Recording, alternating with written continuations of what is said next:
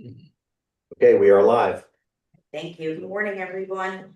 I would like to call to order the Friday, October 10th meeting of the New Jersey Pinelands Commission. Jay, can we please read the Open Public Meetings Act statement? Yes, good morning. Adequate notice of this meeting of the Pinelands Commission was given in compliance with the requirements of the Open Public Meetings Act by providing notice to all municipal and county clerks within the Pinelands area and to the Secretary of State on December 20, 2024, and to the Commission's officially designated newspapers on December 20, 2024, and by posting a copy on the Commission's website. Great, thank you. Susan, can you please call roll? Commissioner Selka, Here. Commissioner Avery, Here. Commissioner Busby Cope, Commissioner Irick, Commissioner Letton, Commissioner Lobauer, Here. Commissioner Matro, Here. Commissioner Moriello, Commissioner Mead, no. Commissioner Bilski, Here. Commissioner Rittler Sanchez, Here. Commissioner Signer, Here. Commissioner Wallner, Here. Commissioner Mo. Yeah. Okay, and four. All right. Can everyone please stand if you're able and join me in the pledge? I pledge Which allegiance to the flag of the United States of America and to the republic for which it stands, one nation under God, indivisible, with liberty and justice for all. Okay, can I get a motion and a second, please, to adopt the minutes from our September 12th meeting? So moved. I'll second it. Right. We'll figure it. All in favor? Aye. Opposed? Abstentions? Thank you. Moving on to reports. We're gonna start with Alan with the P&I committee report. I'll put your mic on. Thank you. The Policy and Implementation Committee met on September 26th. It approved the minutes of the August 29th, 2025 meeting. The committee received an overview of the Commission's response to public comments received for rule package number 1. Staff did not recommend any changes to the language of the rule proposal and provided the anticipated schedule for adoption. The committee voted in favor of recommending to the full commission the adoption of rule package number 1 without changes. Research scientist Christian Geithner presented a summary of the Pinelands long-term water level monitoring program that's gone on for years. Lastly, the committee received an update on the status of municipal housing elements and fair share plans for the 4th round of the affordable housing process. Any questions? Any questions for Alan? Thank you, Alan. Thank you for covering. All right, next up, Susan. Okay, I just have a couple things, because we have quite a few things on the agenda this morning, so. An update on the Fenwick Manor rehabilitation project. We're a little behind schedule where we had hoped to be at this time, but not too bad. Our consultants have been, they've been here visiting again in late September. They've walked around, they did something with all the windows, put holes in the ceilings and the floors, and crawled underneath the building and did all kinds of things. They're working on finalizing the final design. So we can then do our RFP and hire a contractor to do the actual work. So that's good. The other good news is the process for pre-qualifying the contractors, which is required for a project like ours, was successfully completed with a number of contractors who applied to be pre-qualified, and the New Jersey Historic Trust qualified all of them. So we'll have a pool of contractors to choose from when we do our RFP, so that's also good. So we're really just waiting on those final design documents before we proceed. And also, just so I think I mentioned this last month, we're working on a transition report for the new administration as requested by the governor's office. It will outline high impact projects and priorities for the commission, as well as any issues that will need the attention of the new administration in early 2026. So a collective group of us here have been working on that. Paul will finish that up and make it look beautiful before we send it off and see the next week. So there's that, and that's really all I have. So. Thank you. Any questions or comments for Susan? All right, Jeff. Good morning, Commissioners, members of the public. I had 3 brief items I wanted to mention. On September 15th, the staff issued a certificate of filing for the 650,000 square foot Amazon warehouse that's being proposed at the former site of the Atlantic City racetrack. That application will now move on to the Township Planning Board for consideration. On September 17th, several members of our staff met with Egg Harbor City officials, including the mayor. The officials wanted to discuss a number of projects going on in Egg Harbor City, including a large residential project that had received approval just north of the intersection of Philadelphia Avenue and White Horse Pike. It's called Egg Harbor City North. It's a residential development project that is stalled, and the city's looking to reinvigorate that project, perhaps through an amended redevelopment plan.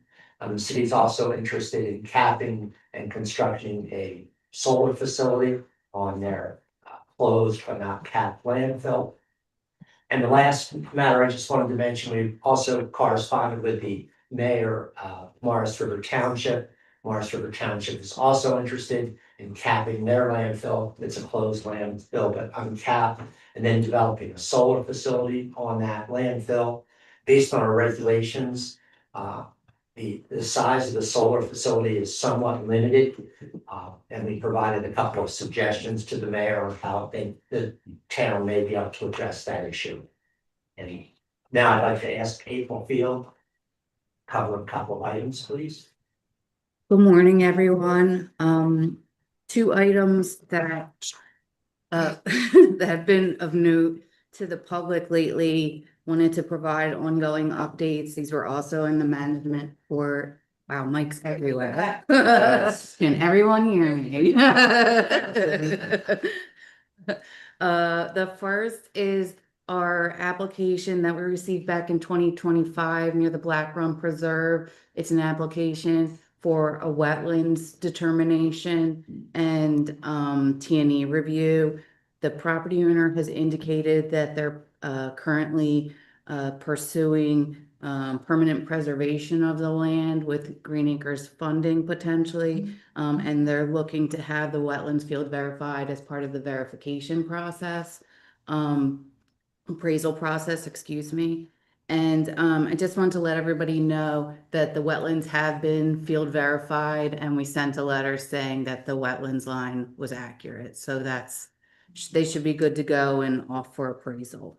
The second application that we continually have questions about is a large residential subdivision application in Pemberton Township. This is for 578 dwellings on an approximate 700-acre parcel. The applicant received a certificate of filing back in 2005, and then in 2007 they received the general development plan approval. That general development plan approval from the township has been extended until 2027. There's about 7 substantial issues with the residential subdivision application, and the applicant has been working for years now trying to resolve all of those issues. We recently sent a letter in August detailing the remaining issues for the applicant, and the applicant got back to us with responses to those issues and asked for a meeting. The applicant recently sent us an email back in September 9th and asked that we defer the meeting because they have received information from Green Acres that they may be making an offer to purchase the parcel in October of 2025. So our meeting with them has been deferred till November, awaiting an answer from Green Acres. And the only other thing I wanted to mention of interest, we're still kind of gathering facts on this, so I don't have much information yet.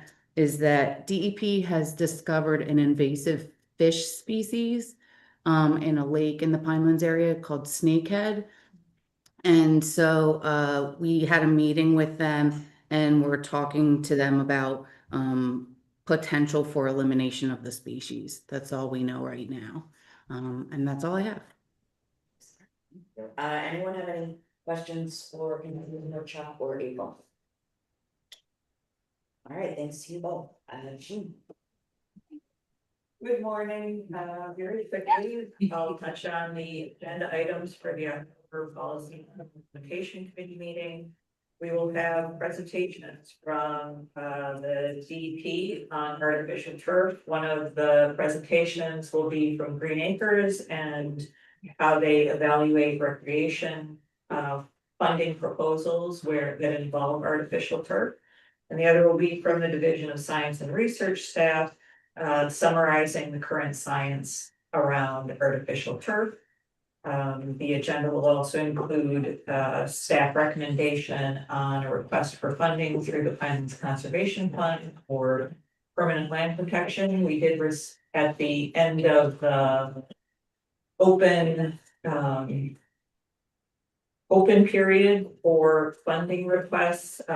We did receive one proposal and staff is currently evaluating it against the matrix priorities. And I will be bringing that recommendation to the Pinelands Committee for a very large project in October.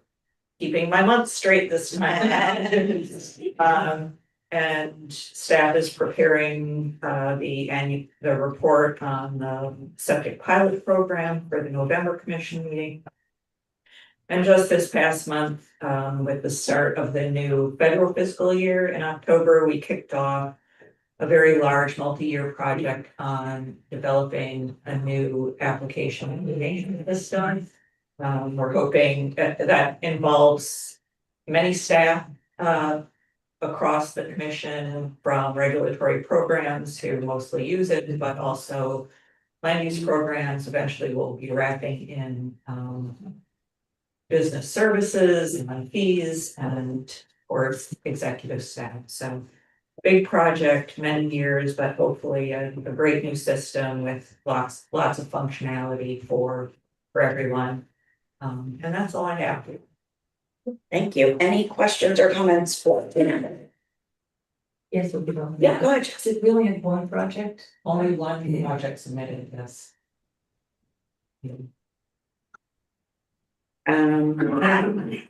All right, next up is Stacy.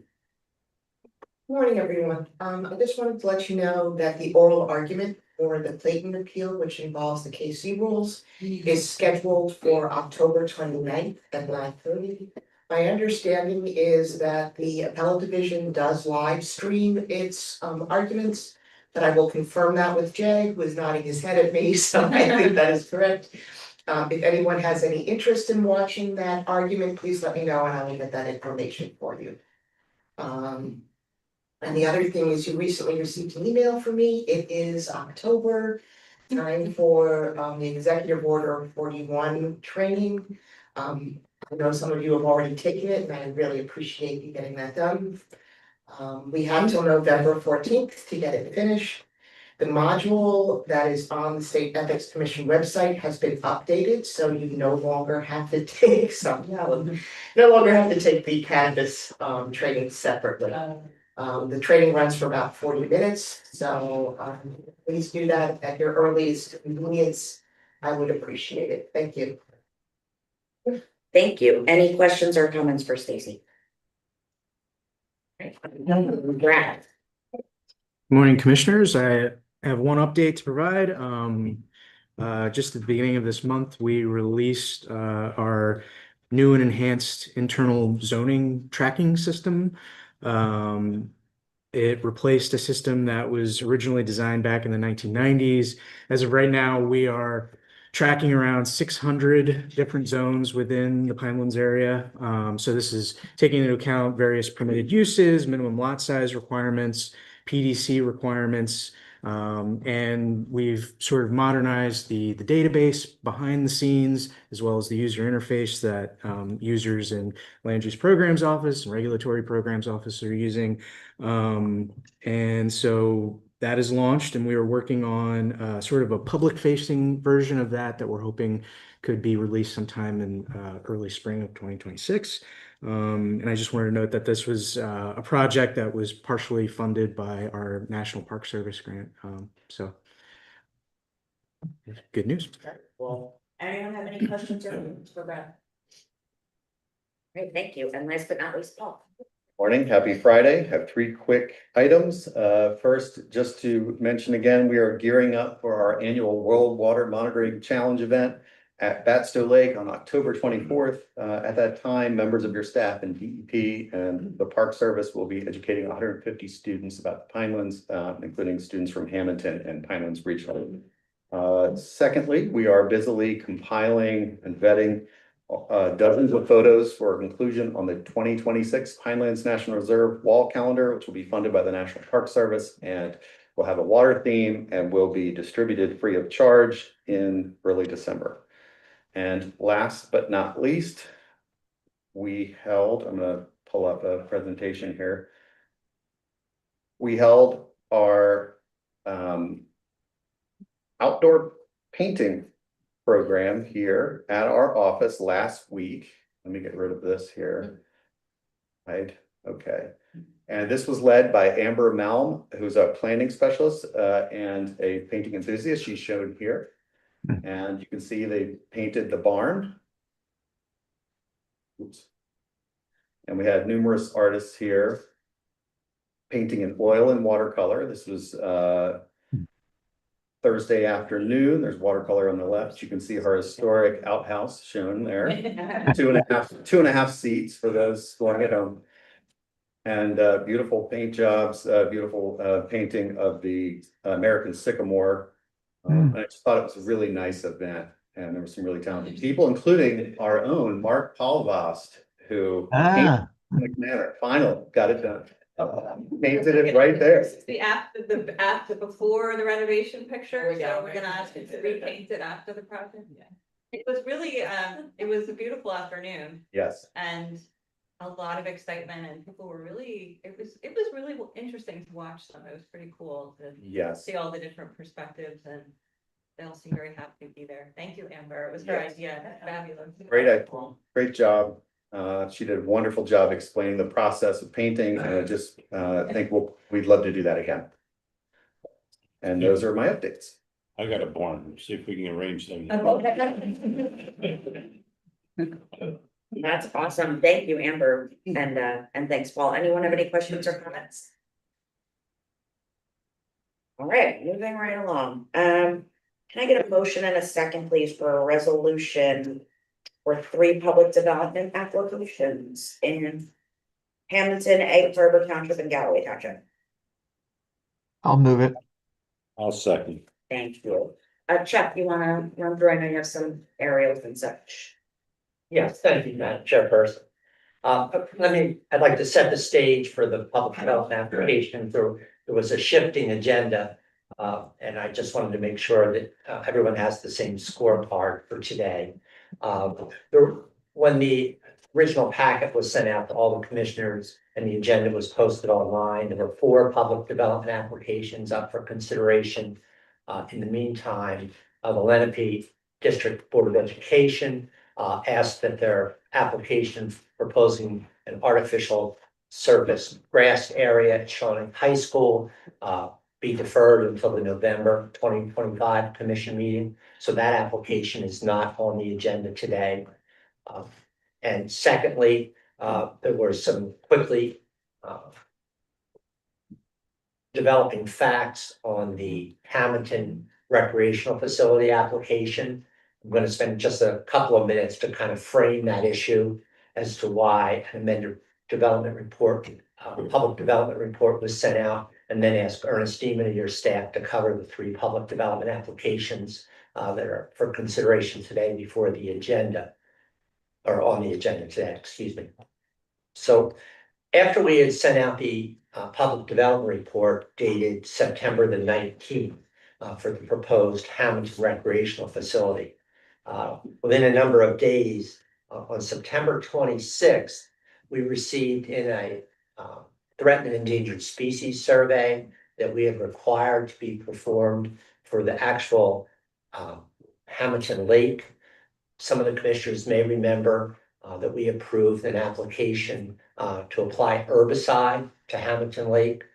One of the conditions of that application was that after the herbicide had been applied and in the fall of 2025, Hamilton would submit to us a report evaluating the effectiveness of the herbicide, the effectiveness of the strategy that the staff developed to protect the 3 known threatened and endangered aquatic plants in Hamilton Lake and the buffers that we applied to those plants. So that survey came into us on September 26th. When we took a look at it quickly, the survey actually identified a 4th threatened and endangered species in Hamilton Lake. The 4th species, although I don't want to publicly say its exact location to protect the plant, obviously, the plant was in the vicinity of development that was proposed in the application that you have before you. We then spoke to Hamilton officials about how to address that issue, and then Hamilton made the decision to revise its development application to remove certain development from the application that's pending before you today. That the removed development, 2 docks that would have extended into the lake, a stone path that led to those docks. And Ernie, remind me of the third. A vegetation proposal in the area. What they call a living shoreline. A living shoreline that was proposed obviously along the shoreline of the lake. So the amended public development application that you have before you today with the date of October the 8th reflects Hamilton's revisions to the plan. And with that, I'll ask Ernest Demon to review those 3 applications, specifically to start off with the Hamilton application. Good morning, everyone. I'm going to ask Paul to bring up the overall site plan for the Hampton facility. Zoom in. One out, please. No. So this is the Hampton Lake Park. It's an existing recreational facility comprised of baseball fields, playgrounds, pavilions, canoe launches, and other structures. Hampton is proposing certain upgrades to this facility. They're proposing to replace the existing pavilion. They're proposing to replace the playground. They're also proposing to install or construct a new maintenance building. Now 2 docks instead of 4. Restroom building. They're also proposing to construct, he moved it. It was upside down. Now it's upside down even more. Is this right? No, 1 more, 2 more. Okay. They're also proposing to pave existing access road and parking spaces. They're also proposing to construct a new paved parking space and a paved bicycle trail. There's considerable amount of development occurring within the envelope. There are wetlands associated with Hamilton Lake on the parcel. All development will be located, except for the 2 proposed docks today. All other development will be located no closer than what's existing today. Let me move on. No, just Paul, did I give you an error? Let me check. I think we did, yes, we do. May I ask, are the existing roads that are going to be paved, are they stone now or sand? They're a combination of gravel and natural sand. And some of them are very close to wetlands. That is correct. Hamilton area, yes. Okay, let me get it on the screen share, but yes, we do have it.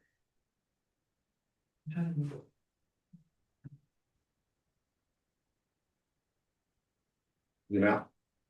Yes. Stop that. So as you can see, this is the Hamilton Lake Park. Specifically the road that the commissioner just mentioned is that oval track around the existing baseball fields. We also have an application for the construction of a 46-space parking lot at the Alder Avenue Middle School. Well, I guess instead of running through all the public, should I answer those questions individually? Yep. Could you point out, can you put your mic on? Oh, thank you. Yeah. Sorry, apologize.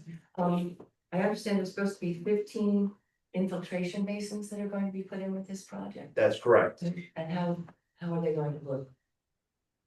Paul, unfortunately, can you bring up the Yeah, site? No plan problem, again? no problem. Unfortunately, the site plan doesn't.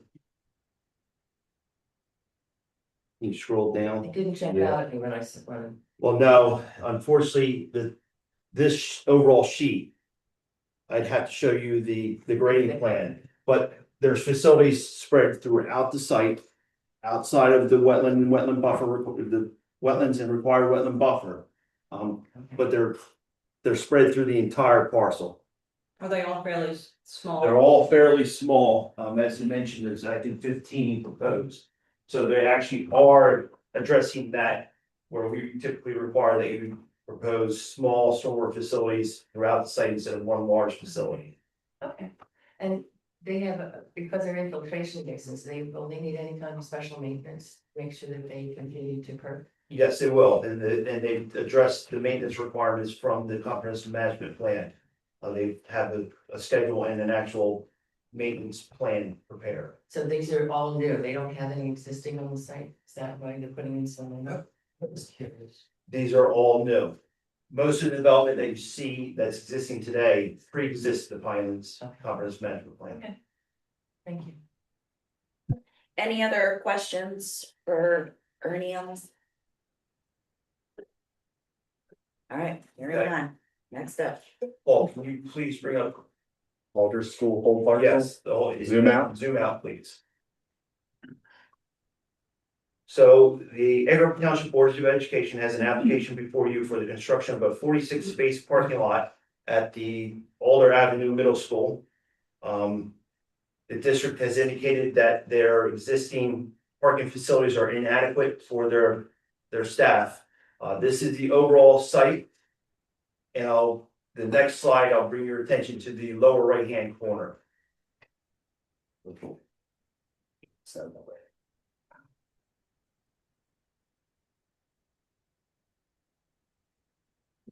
The red outline is the actual limits of disturbance for both the parking facility and the stormwater basin that's proposed. Again, it's approximately 46 spaces. And I'll be happy to answer any questions. Any questions for Ernie on this? Yep, just go ahead. I'm curious about how parking gets determined for schools, for example. Is that something that the school?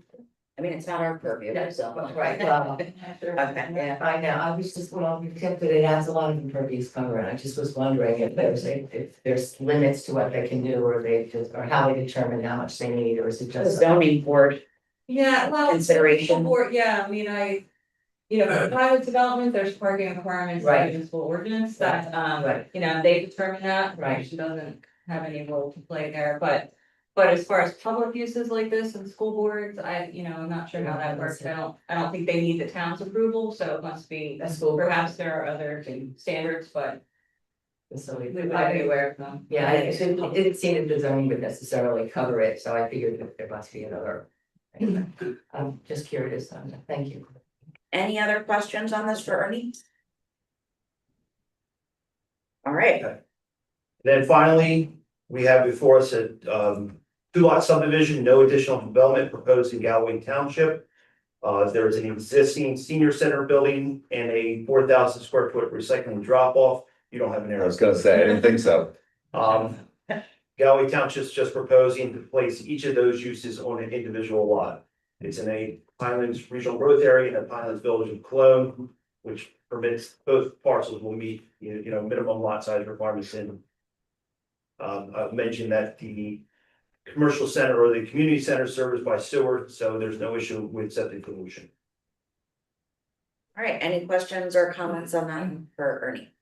One comment I have is that I tried to pull it up and I couldn't find out where these two things were. It was very difficult to determine, but I was looking at Google Maps to figure out where these things were. I saw the senior center, but I didn't see the recycling. It's very small. It's directly behind the senior center on the road off of Woodward's Plank. It's like behind. Yes. Right, thank you. Any other questions or comments? All right, hearing none, we'll take a vote. All in favor? Aye. Aye. Opposed? Abstentions? All right, thank you. Next up, can I get a motion and a second to please move our CMP amendments? I'll move it. Moved it, can I'll I get, second. and Doug second, great. Susan. Okay, Paul's we're giving Paul a road challenge. Yes, a lot of stuff going on. We are very, well, he's working on that. I'll just say we're very happy to be at this point in our rulemaking process after a long time. The proposal, as you know, was published back in June, and largely this presentation, which I'm not gonna, we did this full comprehensive presentation at the P&I committee meeting, and I don't wanna run through the whole thing in detail again. Which button do I push? The down? But what we tried to do at the committee was to give everyone, and hopefully you had an opportunity to review the written comments that came in that are posted on the website. We just tried to kind of summarize where we were in the process, what occurred during the 60-day public comment period on the rule, what the comments were that we received. We got a lot of comments, which is unusual. Also unusual that the comments we received were 99% positive and encouraging the commission to move forward with adoption. That also doesn't usually happen. Usually you just get comments about the things people don't like about what's being proposed. So this was a bit of a different scenario for us, not a bad thing. The vast majority of comments related to the proposed redesignation of the Black Run watershed, which we've been talking about for years, maybe even decades at this point. So just a reminder for all of you, this involves a map change to the map behind Chuck there, the land capability map. It's a redesignation of land from the rural development area in yellow to a new forest area in dark green. You can see the sort of dark green area in the middle of the map on the screen there as well. That was the change that would be made as a result of these amendments. Most commenters strongly encourage the commission to move forward with that for a variety of reasons.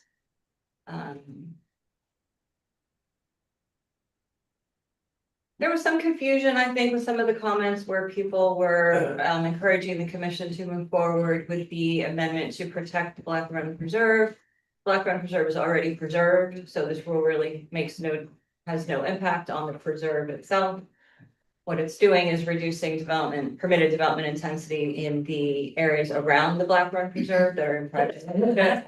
And a number of people their comments really weren't specific to the Black Run. They were more about protecting the Pinelands, limiting development everywhere, and moving forward quickly, and urging Evesham Township to move forward quickly with rezoning of the area themselves.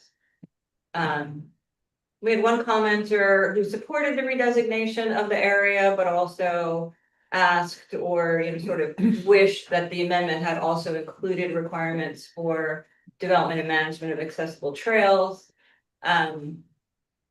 Just of note here, our response to that in the adoption notice is that we recognize that there's a growing need and interest in accessible trails throughout the Pinelands. The rule doesn't authorize that or even speak to that. It doesn't require trails be created. It doesn't contain standards for accessible trails.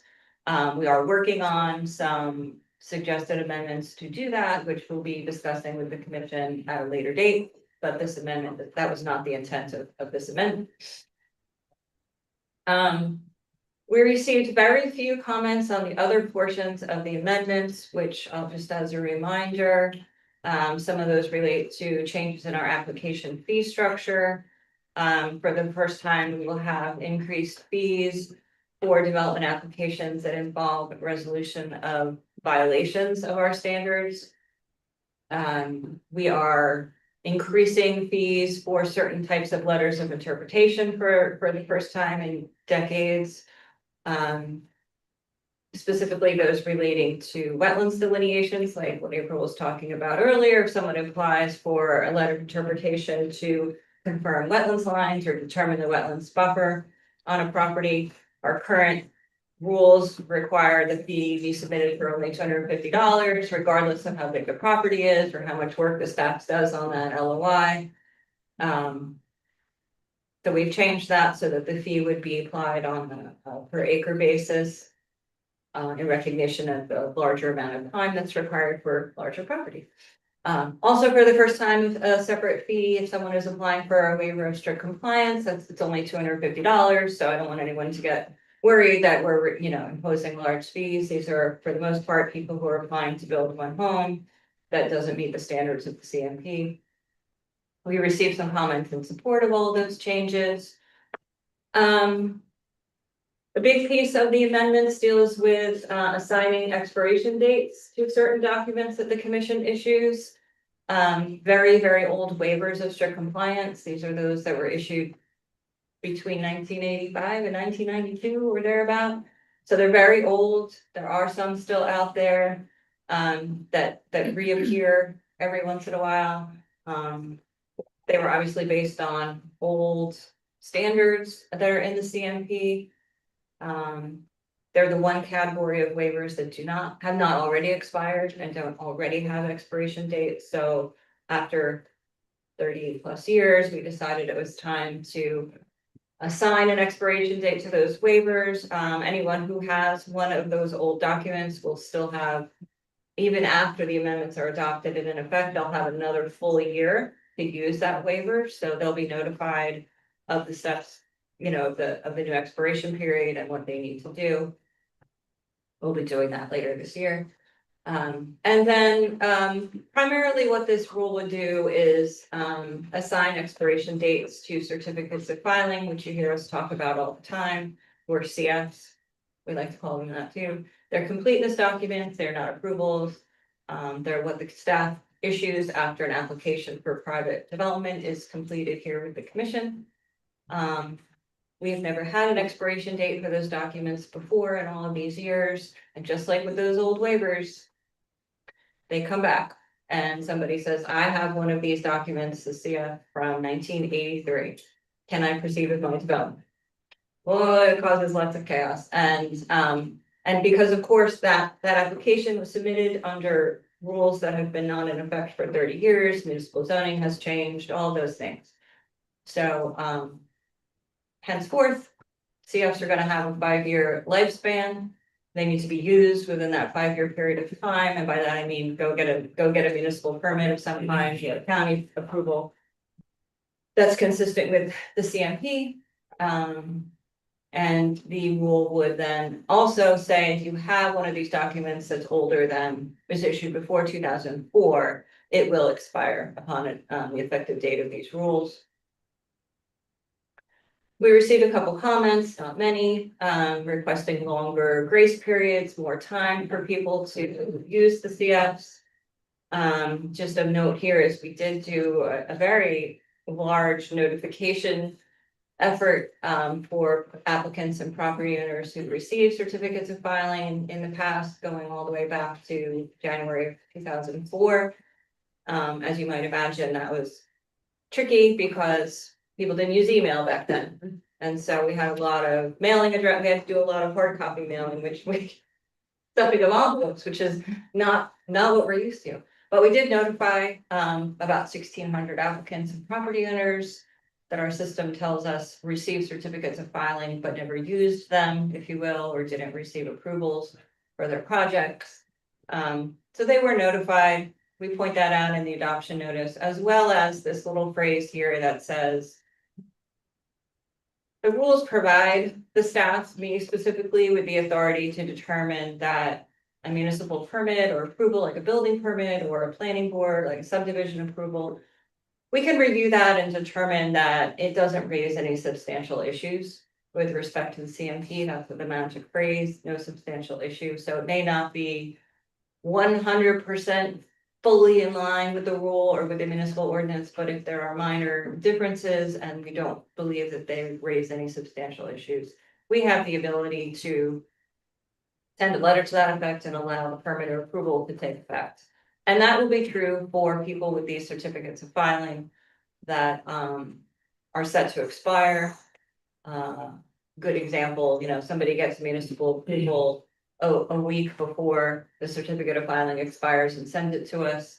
We receive it. We haven't had a chance to review and sign off on it until after the expiration date of the certificate of filing. There's some leeway there. We have the ability to deal with that both now, when the rule takes effect, and going forward after the 5-year expiration period is assigned. So there is some flexibility in terms of recognizing these special circumstances, and that will continue in this situation as well. We also had someone, an attorney, I believe, suggest that assigning an expiration date to certificates of filing constitutes a taking, an unlawful taking of property, that the commission would not be permitted to do. And you'll see in our response where we just kind of simply said, certificates of filing are not approvals. They're not development approvals. They do not confer property rights or development rights. Applicants can't do anything when they get a certificate of filing other than go to the town and seek. So they are simply a document indicating completion of an application, no taking of property involved.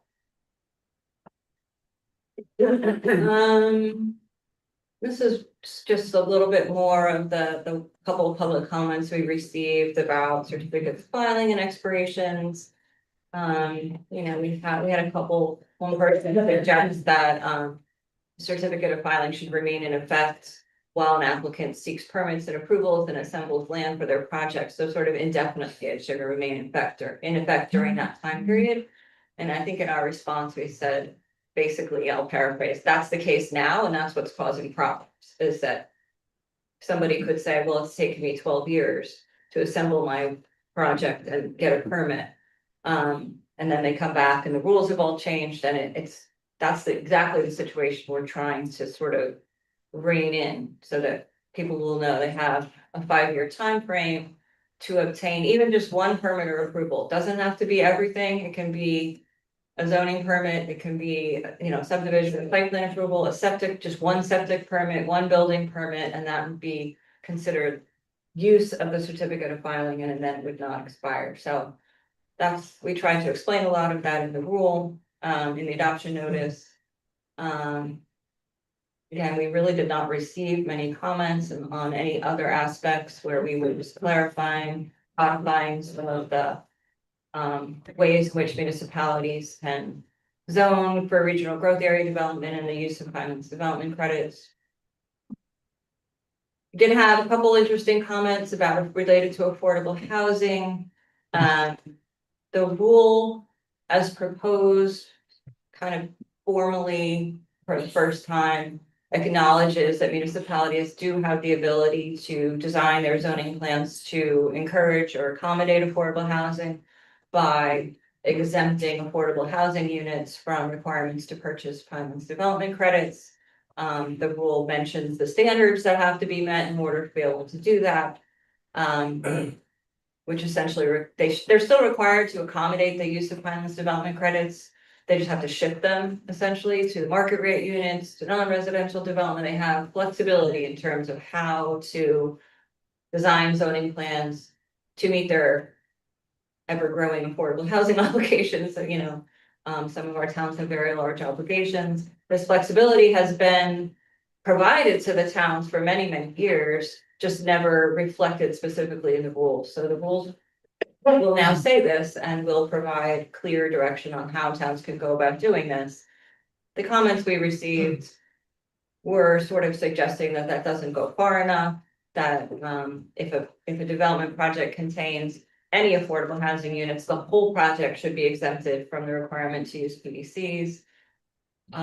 Also, this is one I really didn't expect, but that the commission should require municipalities to exempt all projects that contain affordable units from PDC requirements, rather than provide towns with the ability to do it if they choose. And in response to that, we basically said, well, just a reminder for everybody, the Pinelands Protection Act explicitly precludes the commission from doing that. We are not permitted to use affordable housing as a reason for approving a specific zoning ordinance or master plan, or reviewing and approving a specific development application. So while we can provide towns with flexibility to do these sorts of things, the commission cannot adopt requirements that affordable housing must be provided in certain ways. So there's an opportunity to remind ourselves of that provision in the act. Other just general comment. So here we are at the end of our process, sort of. We had our comment period, we had a hearing, we had lots of public comments. This is our schedule. We are not recommending any changes to the rule proposal as it was published in June. We submitted the proposal and the request for adoption of the rules and all the documents to the governor's office, to the proposed rules office. And in my experience, that process, normally we need to wait before, we need to wait to receive approval from the governor's office to proceed before this commission can act and adopt a rule. Normally that takes a month or two. Thanks to Mike, who's up there on the screen somewhere. It took like 2 days, and I sent it up there on a Wednesday or Thursday, and by Friday or Monday morning, good to go. I think that's in large part due to the widespread support for the rule, which the governor's office is aware of, the lack of a lot of comments and concerns about the rule, and all of the work that the staff of this commission have been doing on this project and these rules for such a long time. So that was a wonderful surprise. Discussion and recommendation, we're here today. Hoping you all will proceed with adoption, and if that occurs, then we have the next 3 steps here. Anytime the amendments to the CMP are adopted, the minutes of that action have a 30 working day review period for the governor rather than 10 working days. So that's when you add in holidays and weekends, it really extends out. But we'll be submitting the minutes of this meeting to the governor's office within a week or so. 30 working days will take us to sometime in December, at which point we would submit the rule and the adoption notice to Office of Administrative Law for publication. And that publication would occur, I think it's January 5th, 2026, and that would then be the effective date of the amendments. And the end of the rulemaking process and the beginning of the implementation process for the staff. So anyway, very good news, obviously a long process. But we're happy to be here today recommending an adoption. All right, well, thank you, Susan, for that overview. Thank you also to the staff for the insane amount of hours, time and effort put into getting us to this point. Thank you, Mike, and the governor's office for your help. And thank you to the advocates and the members of the public who have worked so hard and been just persistent, but respectful, and engaged. And we're just really happy to be here. And thank you. With that, any other commissioners have any comments, questions, concerns on any of this? All right, hearing none, all in favor? Aye. Opposed? Abstentions? All right. Thank you, everyone. Great work. It should be. The little balloon drop with something, yeah. All right. Okay, next up is public comment period. We only have 1 application for public comment. As a reminder, this public comment period is just on this application. There is a general public comment period that comes at the end of the meeting. This application is in Monroe Township, demolition of a building 50 years old or older and construction of a playground and 2 basketball courts. Very good. Chuck, I don't know if my overview suffices or if we're good. All right. So the numbers on the screen for folks at home, is there anyone in the room who wanted to speak on this application? Right, we'll just give another minute. For folks at home, because I know there's a delay of my melodic voice.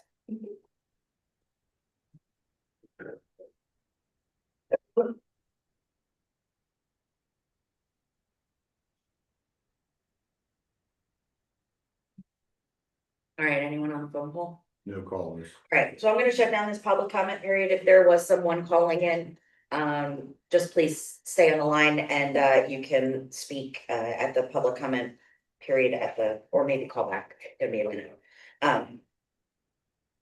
Next up, Brad, with overviewing some master plans and municipal ordinances that do not require any action on our part. Sorry. Good morning, Commissioner.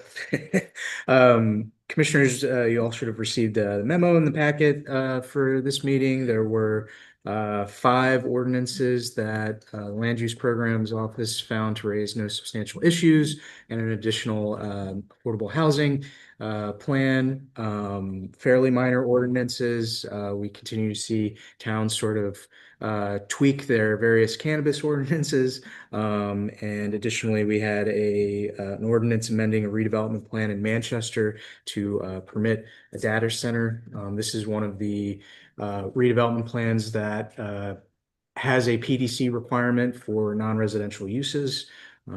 So we're interested to see what comes in terms of that application. Thank you. Any questions or comments for Brad? Go ahead, Jessica. Thank you. How many, if you offhand, how many municipalities have begun to include data centers in their redevelopment? So I believe this is the second ordinance that we've seen where data centers were permitted as a use. Both of them were tied to a redevelopment plan.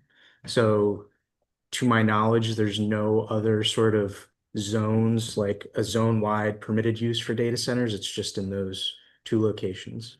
Do we, when we're looking over this, do we look at the potential for water use requirements for that center, for a data center, and look also at either our KC rules or the state water supply plan, and whether the watershed's in deficit and that sort of thing, or how much is available? Do we have and to let them know how feasible that would be? Understood. So as of right now, we were really specifically looking at it from a permitted use issue, and in terms of what our rules currently contain, the use is permitted. Both were in regional growth areas. I think where we would be assessing that sort of impact would be during the actual application process, when the applicant comes in with their, full application in terms of, where they would be saying what their water usage and sources would be coming from. I think that's when we would be assessing sort of our water management rules. Okay, so not all is on a wish list, for example, but when it's actually a project that's being proposed. But I think you reminded me, and Brad did too, when he brought up this ordinances, we are aware that this is a growing interest, I guess, although 2 redevelopment plans with it. Well, not yet, But concerns and interest, and it is something that we have on our radar screen to be taking a look at in terms of our standards and what concerns we have here, not so much related to a specific site or redevelopment plan or application, but just generally, are there standards that we need to come up with? So we have that on our list of things to do this year. Take a look at that and watershed. Thank you. Yeah, Quick question. okay. So the city of Pinelands has already built an AI center. It's monstrosity. So you're not gonna render an opinion on the water usage until after it's already finished, it's built. So what happens if we render an opinion that the aquifer can handle that many gallons to keep this thing cool? Besides the fact they have to create 300 megawatts of electricity on that site, which means there's gonna be 6 new gas turbines, so what I don't understand is that how can you build this thing without those approvals, without knowing and invest all those resources, in this case, the city of Island has, it's built. Right, so you know that's not in the Pinelands area. Right. Yeah, but it's still gonna be pulling on the aquifer and. Right, Pinelands area. but I guess, yes, so I guess I just wanna make Yeah. clear that Yes. there's a tiny portion of Island in the Pinelands area. Yes, This is not there, so the commission doesn't really have the ability, right, I totally get your concerns, and I'd be curious to take a look at this one, just to see what it looks like. We don't have the ability, we don't have any opportunity to weigh in on that in terms of impact on the aquifer, really. I guess unless DEP, if somebody brings it to our attention, we really have to stay within our boundary. But I think what I'm describing is, and what Brad's trying to say too, is we aren't seeing a lot of demand or interest in these so far, which is good. We would not be looking at these things like water supply, wells, impact on the aquifer after construction. We'd be looking at it at the time an application is submitted here at the beginning of the process to make sure if they're proposing new wells in the Cohasset, that's gonna likely bring in the commission's Cohasset water management pools, and we would require an analysis at that point before construction. Wetlands, obviously, stormwater management, all of that would be done here prior to any approval by the municipality and certainly prior to any construction. What I'm also saying is we're gonna be taking a look at just generally the issue and the problems that might be associated with the development of these things, where they're gonna be, where do our rules currently permit them? Is that good or bad? Do we need to adopt additional standards? So we're gonna be looking at that, but in the meantime, all of that analysis that you're describing that maybe didn't happen in the Violent case would happen here before anything was, application could be completed, so there's that at least. Any other comments or questions? All right, thanks, everybody. Thanks, Brad. Moving on, we have two presentations. The first of which is our annual update on permanent land protection. For that, I'll turn it over to you, Sue. Yeah, okay. So Paul will get that up there. This is sort of the good news part of the meeting, or the update like provide anyway, so. Amber is going to talk about permanent land protection in the Pinelands area for the past fiscal year. Good. Good. No, good day. Well. Oh. Yeah. I thought you had it in your hand. No. Of technology. Yeah. That is Wells Mills County Park. Little fall. Could you? Right. I'm gonna go there. Hi everyone, my name is Amber Mal and I'm a planning specialist in the Land Use Partners Office, and today I'll present the permanent land protection fiscal year 2025 annual update. To start us off with some highlights for the year, more land was protected this year, and more land was actually protected this year than last year. Partly due to one of our big highlights of the year, a substantial PDC severance. Over 3,900 acres were preserved through PDC severance in the special agricultural production area from Pinelands Cranberry Company. You can see that in the photo here on the right. Very ominous. I love that stuff. State acquisitions were also higher this year when compared to last year. This includes a 260 acre piece added to the Pomona Woods Preserve in Hamilton. The original piece there preserved in the 90s. And after about a few years without many non-government organization acquisitions, New Jersey Conservation Foundation preserved sites in Pineland and Tabernacle. These projects were completed without Pinelands conservation funds. It's just interesting because they could have applied, and we've had a few quiet years in receiving applications for BCF. The one of the sites that New Jersey Conservation Foundation preserved was about 160 acres in Tabernacle. This site was previously owned by the Boy Scouts of Burlington County, and about 19 acres there were already PDC restricted, so it's just added it in. There are also a number of county acquisitions this year. We'll get into that. Next. In Burlington County, about 153 acres were preserved through the Farmland Preservation Program. And then another roughly 6 acres were preserved in Ocean County in Plumstead. And a total of 126 acres were preserved through open space in Ocean County. That includes a small piece in Stafford, 15 acres in Plumstead, 20 acres in Ocean Township, and another 80 acres in Manchester. And that's what you can see here on the map. This is notable because it is in the regional growth area where land tends to have a higher value. So here's an overview of all the preservation that occurred this year. Pinelands programs, we'll talk about that more in a little bit. That was a little lower this year than compared to last year. PDC severance, quite high. State acquisitions a little higher. County open space and farmland preservation, that was about the same amount of acreage that was preserved last year. And non-governmental organization acquisitions were higher. For a total of 5,367 acres preserved in fiscal year 2025. For some more information on our Pinelands programs, the categories you see listed here, this all occurred in the case where an applicant is pursuing a development application for maybe a residential or commercial project, and based on the conditions on their property, they may be required by the commission through our CMP standards to deed restrict a portion of their property. That may be because there's a land use regulation on their property or environmental resources on the land, like teeny habitat.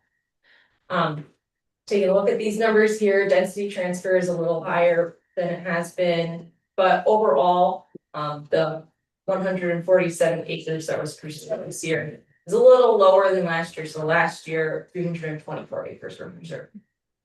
In all, there's been about 30,000 acres preserved through Pinelands programs, but keep in mind that doesn't just include these application conditions that I've been mentioning. That also includes other things like memorandum of agreements, the limited practical use program, other agreements and settlements.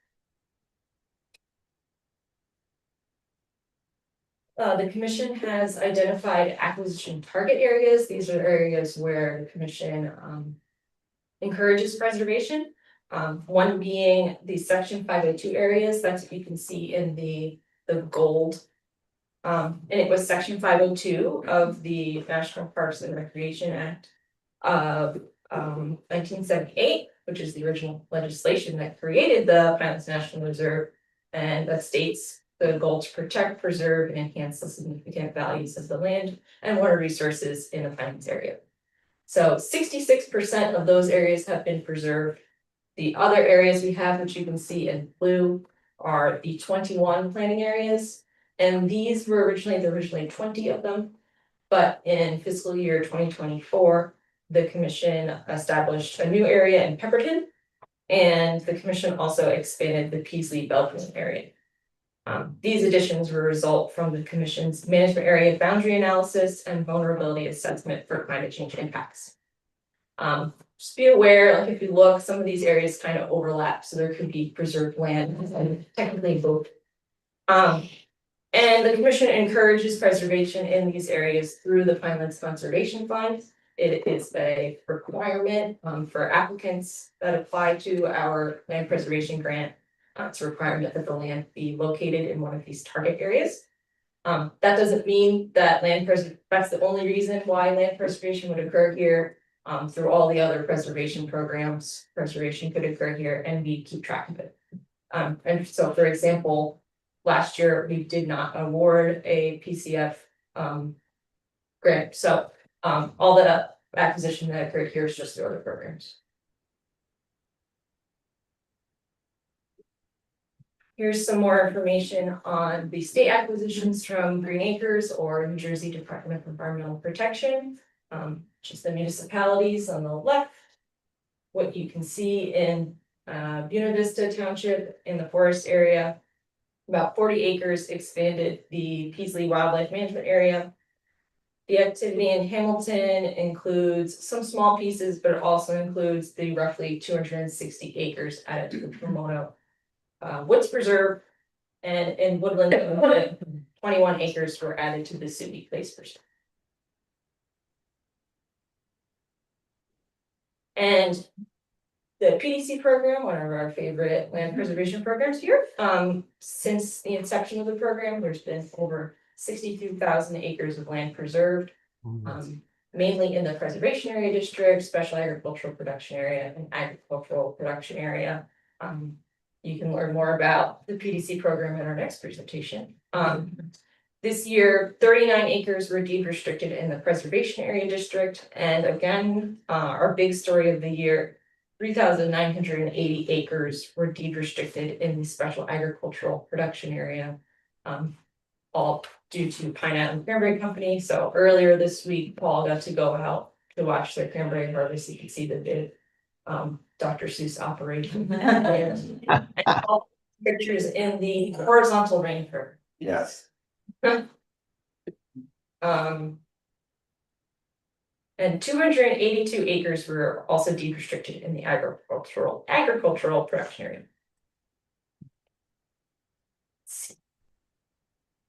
So overall, the management areas throughout all the preservation programs, management areas with the highest percentage of preserved land are the preservation area district, special agricultural production area, and forest area.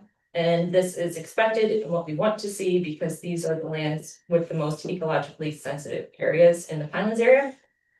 Next up is the agricultural production area. This is mostly farmland, and the preservation that we see here is mainly through farmland preservation programs or PDC severance, typically not open space.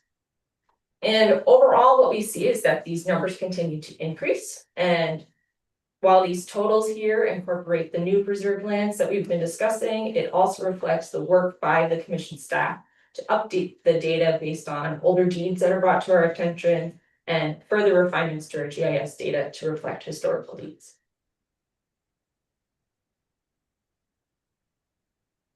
So as you can see, preservation generally increases, and something to note when you look at this graph, the y-axis at the bottom there, it starts at 420,000 acres preserved, doesn't start at 0. Although it might, like that little tiny bar, that's not 0. That's over 420,000 acres preserved, and this is also starting in 2011. So this graph is blown up so you could see the changes that are happening better.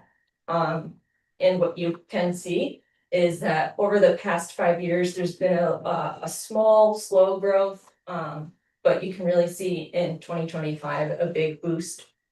And we've discussed all the land preservation programs that occur in the Pinelands area, including acquisitions by counties, the state, non-governmental organizations, or land preserved through our Pinelands programs. And they all add incrementally to the increased land preserved, but what really happened this year is that one significant PDC severance that boosted the total of land protected in the Pinelands area. So now we're at around 488,000 acres, or roughly 52% of the Pinelands area currently protected. Wow. Questions? Thank you, Amber, and I apologize, I read my notes wrong, so I should have introduced you when I introduced you, so I just wanted to apologize. Does anyone have any questions or comments for Amber? Madam Chair, if I could. Yeah, go ahead, Mark. Thank you. Amber, that's a terrific presentation, and it's always very encouraging to see how the acreage is growing, particularly through the application of the PDC program. So that's really great to see. And now we're over 50% of the total pineland. It's wonderful. I do have a question. On one of your slides, you talked about different categories and how much each of those categories were contributing to the total. And on that slide, you had residential density as a category, but you also had clustering. And I'm not sure what the distinction is between clustering and residential density. I thought they were maybe the same thing, but I must be wrong. So clustering is our specific requirement for cluster development in the forest and rural development areas only. So the numbers you see there are only the lands preserved in those two management areas as a result of cluster development applications. Residential density could be in the regional growth area, for example, sometimes somebody's building a house on a lot that isn't quite big enough and they deed restrict an acre next door on an adjacent property for density purposes. And so you see that here. It's this year a pretty small number. It's not all that common, but it's not clustering. It's sort of if somebody needs some extra land, they deed restrict that adjacent, so it's not a non-contiguous density transfer program either. That's something different. So we try to break out all these different categories, but that's where we're at. Okay. All right. Thanks, Susan. Any other questions or comments? I have one Yeah, go more. Amber, do you know, is DEP actively using the limited practical use program? A little quiet. How quiet is quiet? Oh, I don't think we've seen one in quite a long time. It's an old, for those of you who are newer, it's an old land acquisition program that was federally funded and state funded many years ago. Primarily targeted to acquisition of very small properties that really can't be developed and are deemed to have limited practical use, LP we call it. And there was a big slug of them back in, I don't know, the late 90s, I guess, 90s or so. 80s, 90s, early 90s, of these little tiny properties, most of them were like 0.2 acres, 0.3 acres. And DEP, Commission identified the properties, DEP purchased them using a combination of state and federal funding. But we hardly see any anymore. It's every once in a while. Someone will express an interest in acquisition of their property. Typically, we send them because the commission doesn't buy any properties. Typically, we'll just forward that or tell them to contact DEP directly. Usually that results in the Green Acres acquisitions that Amber talked about, not using the limited practical use program or funding. I can't honestly even think of the last time we saw an LPU acquisition. So is there any way to find out if the federal and state money that was appropriated for this purpose is still existing somewhere in some account that might be tapped for other Yes. more pertinent purposes? I believe it's either, I can't recall because it's so long ago, but it's either the federal money or the state money that was completely exhausted many moons ago. So there's still some funding remaining in one of those pots. In the federal pot? I don't recall. I think it's the state. Probably not federal. I think all the federal money was spent a long time ago. And there may still be some state funding remaining, but we could try to find out what the balance is. And whether it's changed over time or if it's a static appropriation? Or It was whether- a one-time appropriation.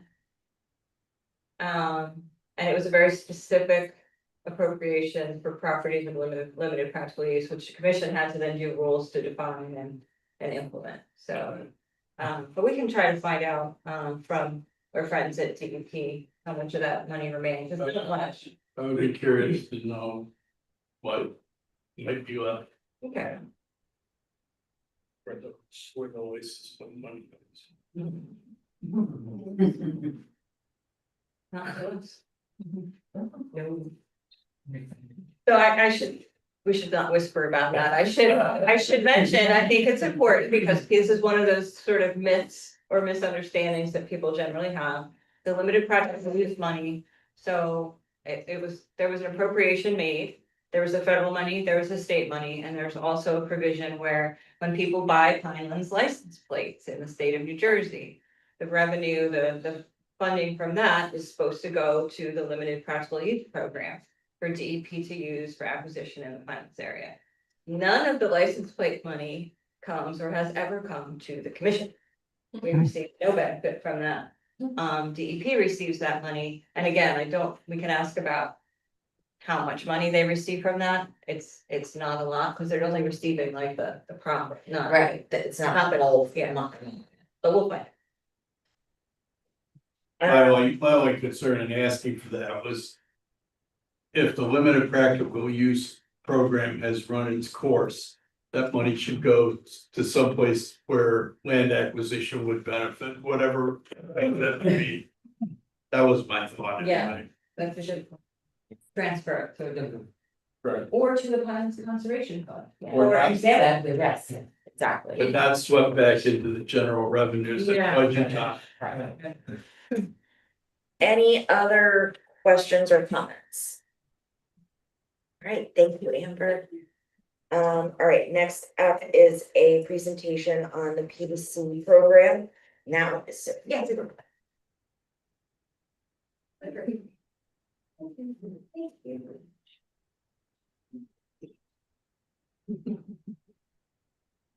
Okay, I don't think this will take too much longer. Amber already gave you the big, great news. But it was a very busy and successful year for the PDC Bank. Which, for those of you who are not aware, is not the same thing as the commission. Even though the commission staff administers the PDC Bank and performs all the functions of the PDC Bank, the bank itself is still a separate entity, technically part of Division of Banking and Insurance. We're gonna be looking to try and change that now that it's been about 14 years since the commission really took over administration of the bank. We need some legislative changes to make that happen, but in any case, the bank itself is a separate entity right now. It's just housed and administered here. The bank is required to issue an annual report by the end of August of every year. So that was done this year and distributed to all of you, posted on our website. This photo looks familiar, pretty much the same as our cover photo this year. It says Pine Island, which is really heavily featured in the report. I'm gonna walk through sort of the highlights of all these different areas of the program, so I won't repeat them all right now. Oh, and I should say thank you to Brad and Amber, because I could never have made this presentation look as nice as it does. Or the report, which if you looked at this year is significantly enhanced and looks modern and much different than in prior years, thanks to largely to Amber. So first step in the PDC process is an applicant or a property owner applies here to the commission to get a letter of interpretation to tell them how many Pinelands development credits their property is entitled to. You can see that we received fewer applications for letters of interpretation this past fiscal year than the prior year. So, however, although the number of those documents was smaller, the number of PDCs allocated in those letters of interpretation was hugely increased, almost 400% increase from the prior year, which is crazy. Bananas, yeah. And the total number of rights allocated in the letters of interpretation in fiscal year 25 was 570, which is just, that's an indication that the properties that came in for allocations were very large. You can see here our interesting graph on the number of PDCs allocated by fiscal year. You look all the way on the right to see 2025, you can see it was a significant increase. The highest total we've seen since 2007, so it really was quite a big year. And then, even better than the letters of interpretation activity is what they led to, which is the severance of the credits that have been allocated, because the severance process requires that a permanent deed restriction be placed on the properties before the property owner actually gets the pieces of paper, the PDC certificates that they can then sell. So the deed restriction is the key part of the severance process. And in fiscal year 2025, as Amber mentioned, over 4,000 acres were preserved, most of which was in Washington Township, part of the large Pine Island Cranberry Company property. And just about 4,000 acres in the special agricultural production area were preserved. The past fiscal year, a big increase, which I think this will show you. Over time, you can see it's been many years since we had numbers approaching the 4,000 acre mark back in 2006. And really the spikes that you see here in the 2000 to 2005, 2006 range were really not related to the market for PDCs or property owners deciding to sever and sell their credits to developers. This was largely the time when the state PDC purchase program and the special Pinelands farmland preservation rounds were very active.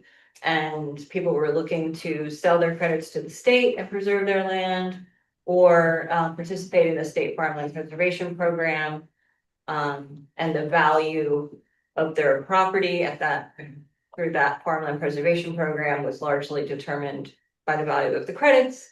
And so there was a lot of money involved, there was a lot of money available from the state for these programs, and you saw, the commission saw a big increase in people seeking letters of interpretation and wanting to preserve their land through the PDC program as a result. But that hasn't, the state's purchase of credits and the farmland preservation programs and the Pinelands and the special money that was available for that, that really has, that ended pretty much 2005, 2006. So everything we've seen since then are the more traditional severance activities, people severing their credits so that they can either be used for specific projects right away or sold to private developers. Just a little pie chart to show you more graphically. These are the management areas on the land capability map that are the designated sending areas. This is where PDCs are allocated by the commission. Pretty close to the same now. Preservation Area District and the Special Agricultural Production Area make up to almost equal parts of the land that's been preserved. There remains quite a good amount of land in the agricultural production area in particular that has not yet been preserved through the use of PDCs or other means. But that is also a steadily growing number. So we're up over 62,000 acres now. Then after severance of the PDCs, we just over there issues PDC certificates to the owner, which they can then decide for themselves what they want to do with them, sell them, keep them in the bank, give them to their family members. All kinds of different things can happen. Lots of sales in 2025. Significant increase in the number of credits sold. Significant increase in sales prices of PDCs. The average price in 2024 was just under $19,000 per development rate. And in 2025, which edging close to 23,000, and we are continuing to see in this beginning part of 2026. I think all sales prices have been over 23.5. If I'm right about that, Jess, right? Yeah. So we've seen a handful of sales, not a handful, a significant number of sales since July, for 23,500 up to 25,000. So the price seems to be holding pretty steady, which is good news for farmers and other people who own PDCs or lands to which credits are allocated. Yeah. So you can see the change in the sale prices, average sales, and inflation adjusted dollars over time. Again, the spikes in that same time period that I was talking about, where there was a lot of activity going on in terms of state purchase of credits, and then that really drove any private purchases that were happening. That was the only time period where we saw credit selling for between $30,000 and even $40,000 per rate. We have not approached that ever in the intervening years. After sale, the owner of the credits can decide what to do again. They can hold on to them, they can resell them, or they can choose to use them for a specific development project. We call that the redemption process. So they can send in their certificates after they filled them out, the town signed them, and assign them to a specific project or application they have here with the commission. And the bank processes them, notifies the commission, And once the commission signs off on a municipal or county approval for that project, the credits are considered to be redeemed or used. And just as the numbers we showed you for all the other parts of the steps in the process were significantly increased in 2025. Likewise, the redemption process, there were a lot of credits redeemed. 151 development rights, which is a pretty high number in any given year. You can see here on the map in the little red dots, hopefully, where the projects are located, where credits were redeemed. Not surprisingly, they are in Egg Harbor Township, Monroe Township, Winslow Township. These are the regional growth areas where we've been seeing a lot of development activity and use of credits. What's the one that's beyond the regional growth? That is a solar project in Tabernacle Township, which I'll talk about. Next. Exactly. I was just So, the projects were redeemed last fiscal year, there were, 15 projects, I think, I can't remember the number, but, these are the reasons why PDCs were required. So you can see the solar project at the bottom there, that's the first one we've had where, our rules require use of credits if a solar project is being built, for example, in the preservation area district, and it's not on a closed landfill, or it's not involved in a site remediation project. So here it was on an old resource extraction site, so the credit obligation kicks in. Just above that this is really the first instance we've had where credits were redeemed for a large warehouse project. This is in Waterford Township. This commission has approved a number of redevelopment plans that allow the municipalities to shift PDC obligations in their regional growth areas from traditional residential development to non-residential development that they were seeking to accommodate at specific sites in redevelopment plans. That was done in Manchester Township, Monroe Township, and Waterford Township. This project redeems credits, not all those 14.25. That's the overall project number. They redeemed, I think, 4 or 16 development rights. So the second phase for the other larger warehouse project on that site will be required to redeem the remainder. And then the other 3 reasons that you see at the top there, those were residential projects, the more typical use of credits that we see.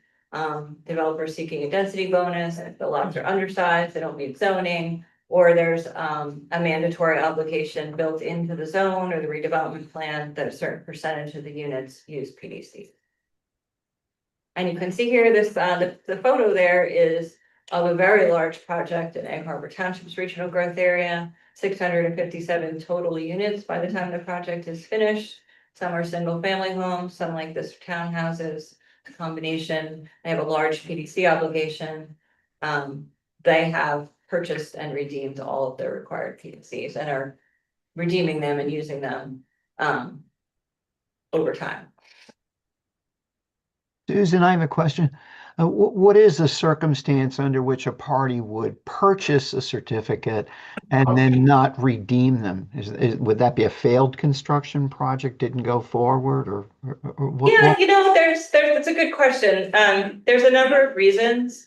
I think sometimes, most often what we see is purchase of credits for a specific project, all the way to the end of the process.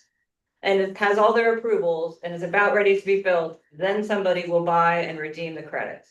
They wait till the very last minute, which is understandable. PDCs are not cheap, and so people are waiting to spend money till the end when they're sure that they're going to move forward with their project. That's the most common. But there are times when we see people purchase the credit. Sometimes they'll send them to the bank for redemption, and we'll say, okay, we'll notify the commission, make sure you get your approvals. We'll hold on to the credits, if you will, they're pending in a pending status.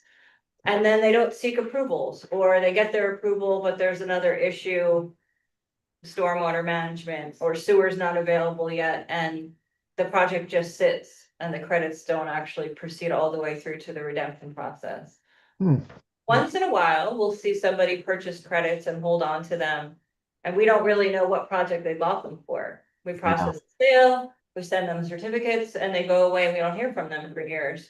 So It could be, I've always wondered whether people buy them for investment purposes and then try to resell them for more money. Mhm. That doesn't seem common. It does happen, but it doesn't seem like a common reason for the purchase. So it's all different, you know, or they buy them and hold on to them, you know, because they're not quite sure where they want to build, or it's a company that buys them and they have multiple projects and, you know, they're trying to figure out which ones to use for different projects. So it's a fascinating Yeah. puzzle. Wonder if some We companies, don't always know exactly what's going on. yeah, I wonder if some companies buy them at a time when they think that, oh, PDCs are at a good price right now. And I know Yeah, that, you know, yeah. 5 years from now, I'm going to build a project. They'll probably cost more. Let's buy them now. Yeah, I've Unbelievable. always thought that that would be happening more than it does. Uh-huh. Developers those questions over time, and usually the answer I get is, we don't have any extra money lying around. Right. So we wait till the end when we're absolutely sure that the commission's gonna sign off on our approvals and the town's approved it, and then we'll buy and use them, or, you know, so there doesn't seem to be a lot of investment by town, you know, looking to do that. It's more private, couple private parties, individuals have made some attempts at doing what you just described, but it's not the development companies. Okay. Thanks. Yeah, it's interesting. So you can see here, I always get confused by this graph, but Pictures didn't load. right, yeah, the big blue box is showing you that most of the credits redeemed in 2025 were for projects, residential projects of 5 or more units. Most of them were for that large project in Egg Harbor Township that I just described, and the other big one was a Canadian project at Winslow Township's original growth area. And you see the warehouse, 16 rights were redeemed, and the solar project, at the bottom there where they redeemed 5.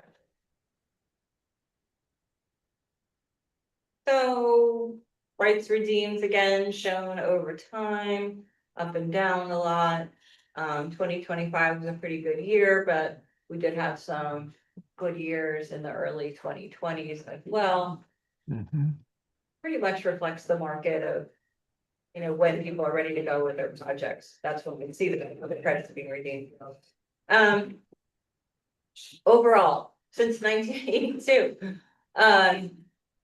redemption of credits. 4,620 rights have been redeemed. It's a pretty big number, although I'll show you in another couple slides what the overall number of potential redemptions will be at the end of time, sort of. So regional growth areas, obviously, that's where most of the use of credits occurs. That's by design of the CMP. We try to break down the reasons for that, reasons for redemption of credits over time, because we're trying to track, is that shifting? Where are credits being used, where are they not being used? About half of the credit redemption that has occurred is for the traditional residential projects in regional growth areas where a base density has been assigned that doesn't require the use of credits, and developers have the option of increasing that density through the use of credits. So that's the bonus density. It's an optional program. 21% of the credits redeemed to date have been due to zoning and redevelopment plans in place in the more recent years that require the use of credits. So that it's not an optional, it has to be a component of any project that's built. So that's an increasing number of credit redemption pretty much each year. And then there are other situations where credits are required. Use variances, that's when somebody seeks to build a non-residential project in a residential zone, for example. Then we see some for waivers of strict compliance, somebody who applies for a waiver to build a home, it doesn't meet our environmental standards. If the waiver is approved, it comes with an obligation to redeem one development right. So it's a broad range. The report this year for the first time includes some maps of, zoomed in maps of certain regional growth areas. This is the Egg Harbor Township, Galloway, Hamilton, Atlantic County regional growth area. So you can see all the dots represent projects where PDCs were redeemed. They're color coded based on decade because we try to we're curious to see if anything, we can notice trends or any shifts over time. Generally, what this map shows me is that most use of credits in Atlantic County is occurring in Egg Harbor Township, which I already knew, but the map really hits that point. Home pretty strongly. There has not been a lot of use of credits in Galloway or Hamilton Township's regional growth areas. So a little bit at the end here on PDC supply and demand, always an ongoing analysis and worry in the back of my mind of, you know, the long-term health of the program is very important, obviously, to the success of the whole Pinelands plan. Sitting here today, we can tell you that our estimate of PDC supply is about just over 8,900 rights. That's based on this first category here of 1,573 rights, where those are PDCs that are currently posted on the sellers list on the PDC Bank's website, people who are actively seeking to sell their credits. There's 404 rights listed today. There are another 1,169 rights that people own and are holding on to for various reasons, and they didn't want their names to be listed on the sellers list, but they're out there. They can be sold at any time, and in fact, we did just process a sale from somebody whose name's not on the sellers list, but somebody knew about them anyway and was able to purchase credits. And we'll be redeeming them shortly, I believe. So those rights are immediately available right now, 1,573. There have been a number of letters of interpretation issued to allocate credits that have not progressed through this process that I described. They've not been severed, but the LOIs are valid. They haven't expired. That's another 502 rights. And then the larger pool, if you will, we estimate about 6,800 rights are still out there that could be allocated to lands in one of the sending areas. I suspect the large bulk of that is in the agricultural production area. So there's still a lot of land out there that has either not participated at all by getting a letter of interpretation, or they have an LOI that's expired and they need to come back and renew that. So that's our supply estimate. And then on the demand side, we estimate, this is tricky. Demand is the trickiest part of all this, frankly. So 2023, the estimate was 10,800 development rights would be needed as a result of municipal zoning and development in the regional growth areas largely. We made some adjustments to that in the last 2 fiscal years, so that obviously as credits get used and lands get preserved, the demand for credits is reduced. So we're down to, we think, about 9,650 rights. We try to take into account, so again, the 420 rights that are in approved projects but still need to be acquired and redeemed. We have a list of other active projects that maybe don't have their approvals yet, but they're recently active. Their applications are complete here. They have certificates of filing. That's another 727. So those top 2 numbers, 420 and 727, that's the active immediate demand for credits. And if you remember, I go backwards, supply, that 1573, those are the credits that are available right now for purchase. So you can see that there are sufficient credits available for sale right now to satisfy the immediate active demand. And then the longer term number at the bottom there, 9,650.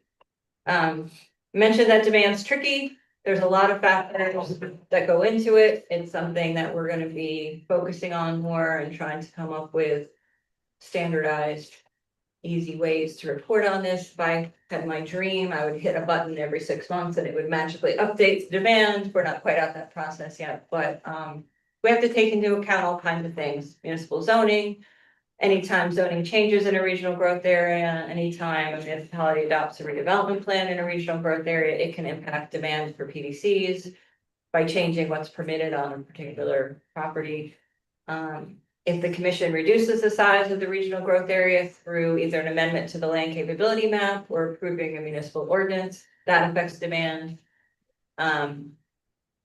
Likewise, if the commission approves an ordinance to expand the regional growth area, as you did in Berlin Township fairly recently, and then Berlin Township zoned its increased regional growth area for I think it was assisted living, continuing care communities, and, that increases demand for credits. Then there's potential for more credits to be used.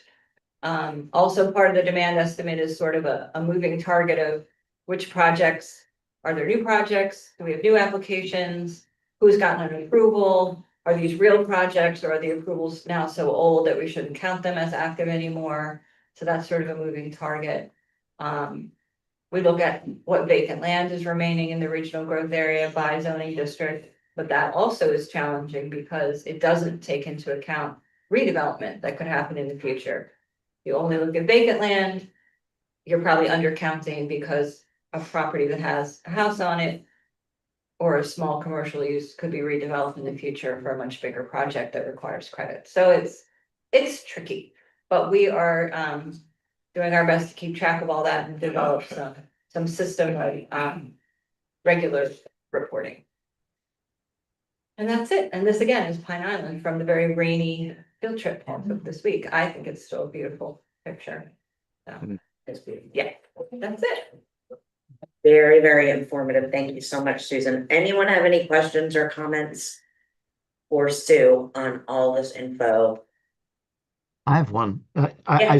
I suppose this would be far off in the future, Susan, but what would ever happen if the actual supply of credits were to be extinguished and yet we'd still have demand for projects that need them? Very good question. So a couple things. That's why the supply and demand estimates are important. So we can figure out, are we approaching that point at some period of time in the future? But one of the things the commission has talked about, not recently, but years ago, was designation of additional PDC sending areas, the forest area, for example, other lands that the commission is interested in seeing preserved. Forest area is huge. So again, we would have to proceed cautiously in terms of identifying new areas to which credits could be allocated. You don't want to flood the market, so to speak, but it is a possibility that new sending areas could be designated so that more credits could be allocated and made available. Or the commission, I guess on the flip side, could decide the program was successful. It has protected all the lands that we wanted to have protected. No one needs to use credits anymore in the regional growth area because we're done.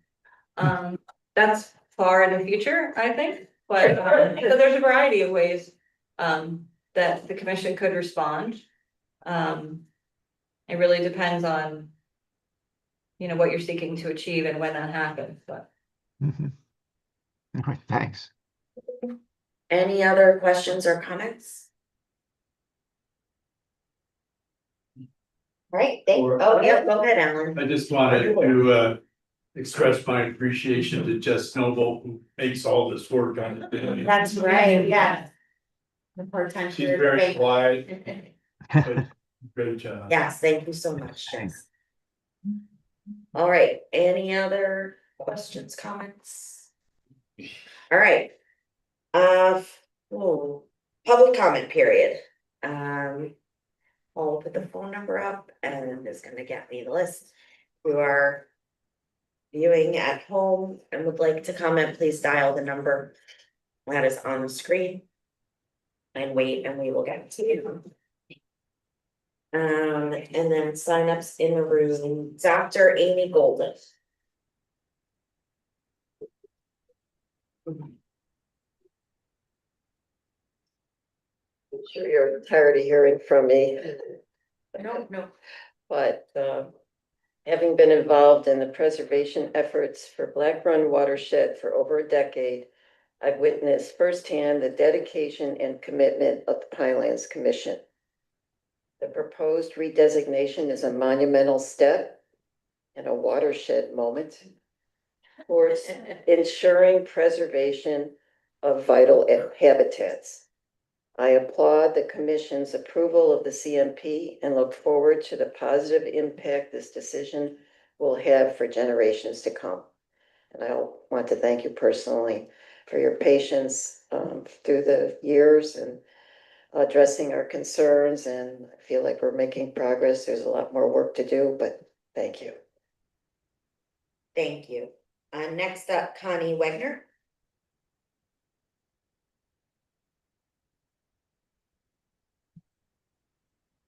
Again, I want to thank the commission. It's been educational. I've enjoyed my work with preservation of the Blackwater watershed. I've learned a great deal about the decision-making processes of the Pinelands commissions. Your thoroughness, your approach not to rush to judgment, your willingness to hear opinions and concerns from communities, whether they are in the watershed or not. And along the way, I've gotten benefits like the beautiful calendar that Paul put out. There have been interesting presentations that I've learned from, and also met a number of people who are stewards of Pinelands. I realize there are still hurdles in front of you, and I wish you success in the future decisions. Thank you very much. Thank you. Next up, it looks like Marianne Rishi.